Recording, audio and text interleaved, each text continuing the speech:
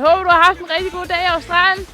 Jeg kan fortælle dig, at vejret her, det er virkelig ikke særlig godt. Så jeg håber, du har noget bedre vejr dernede. Vi savner dig alle sammen rigtig meget, og jeg er virkelig ked af, at vi ikke kan være der og fejre fødselsdagen sammen med dig. Så derfor havde jeg tænkt, at du får en lille fødselsdagshilsen herhjemme fra gården. Hej køer! Hej en hilsen til Lav!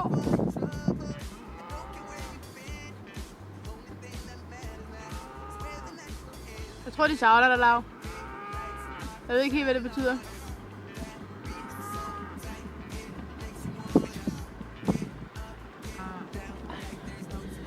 Ja.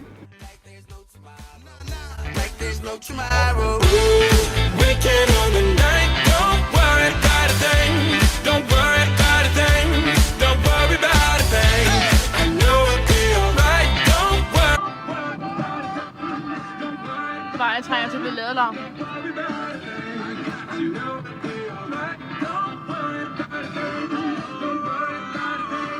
Don't worry about the thing. Donkey, kan du løsrive dig fra maden et øjeblik? Donkey, har du noget, du vil sige til Lav? Har du noget nu? Nej. Vil du give en hilsen til Lav? Skal du være ud? Okay, Lemon. Kan du lige vise Lav, hvor en dygtig hund du er?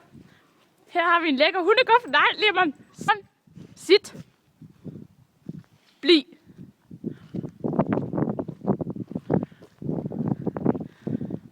Ko, får, høne, gris, Lav.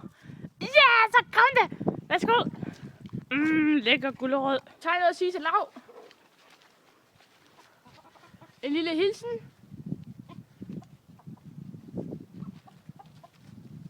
Nej. Chamør, har du en fødselsdagshilsen til Lav? Det er godt, Chamør. Marianne, må vi høre noget fødselsdagssang? Marianne, hun har ikke nogen fødselsdagshilsen til Lav. Har du det? Nej. I dag er Lavs fødselsdag. Hurra, hurra, hurra.